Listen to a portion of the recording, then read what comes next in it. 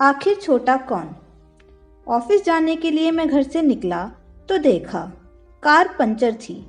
मुझे बेहद झुंझलाहट हुई। ठंड की वजह से आज मैं पहले ही लेट हो गया था।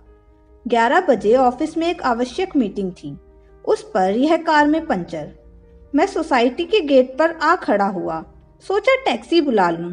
तभी सामने से ऑटो आता दिखाई दिया। उसे हाथ से रुकने का संकेत देते हुए मन में हिचकिचाहट सी महसूस हुई।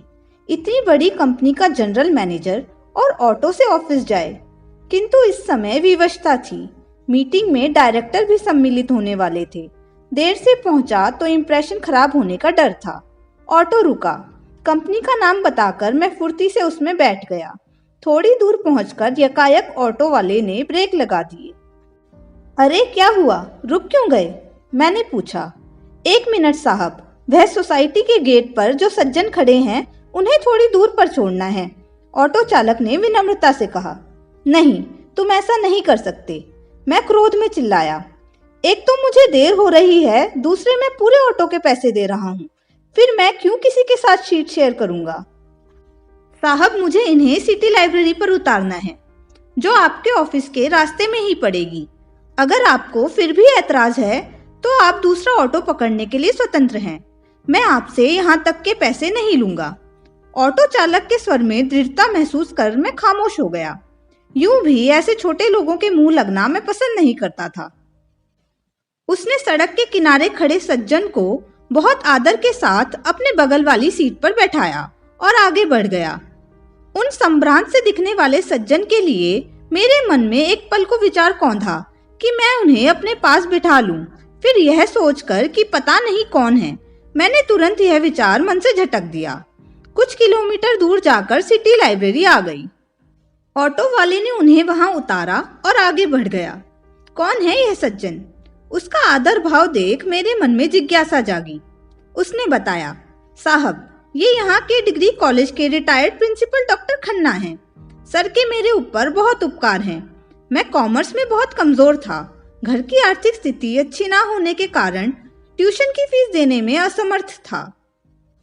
2 साल तक सर ने मुझे बिना फीस लिए कॉमर्स पढ़ाया, जिसकी बदौलत मैंने बीकॉम 80% मार्क्स के साथ पास किया। अब सर की ही प्रेरणा से मैं बैंक की परीक्षाएं दे रहा हूँ।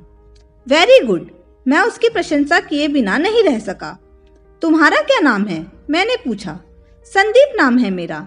3 साल पूर्व सर रिटायर हो गए थे। पिछले साल इनकी पत्नी का स्वर्गवास हो गया। हालांकि बेटे बहू साथ ही रहते हैं, फिर भी अकेलापन तो लगता ही होगा, इसलिए रोज सुबह 10 बजे लाइब्रेरी चले जाते हैं। साहब, मैं शहर में कहीं भी हूँ, सुबह 10 बजे सर को लाइब्रेरी छोड़ना और दोपहर 2 बजे वापस घर पहुँचाना नहीं भूलता। सर तो कहते भी हैं कि वह स्वयं चले जाएंगे, किंतु मेरा मन नहीं मानता। जब भी वह साथ जाने से इनकार करते हैं, मैं उनसे कहता हूँ कि यह मेरी उनके प्रति गुरु दक्षिणा है, और सर की आंखें भीग जाती हैं।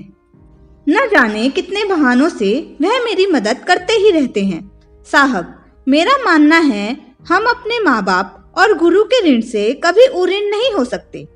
मैं निशब्द मौन संदीप के कहे शब्दों का प्रहार अपनी आत्मा पर झेलता रहा। जहन में कौंध गए वे दिन जब मैं भी इसी डिग्री कॉलेज का छात्र था, साथ ही डॉक्टर खन्ना का फेवरेट स्टूडेंट भी। एमएससी मैथ्स में एडमिशन लेना चाहता था। उन्हीं दिनों पापा को सीवियर हार्ट अटैक पड़ा।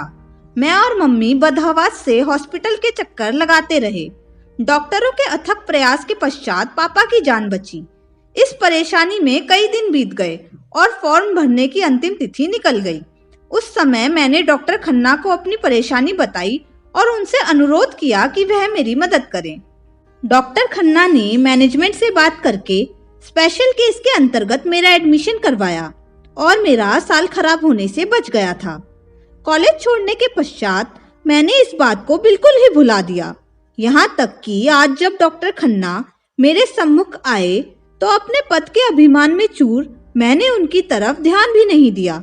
आज मेरी अंतरात्मा मुझसे प्रश्न कर रही थी कि हम दोनों में से छोटा कौन था, वह इंसान जो अपनी आमदनी की परवाह ना करके गुरु दक्षिणा चुका रहा था, या फिर एक कंपनी का जनरल मैनेजर जो अपने गुरु को पहचान तक ना सका था।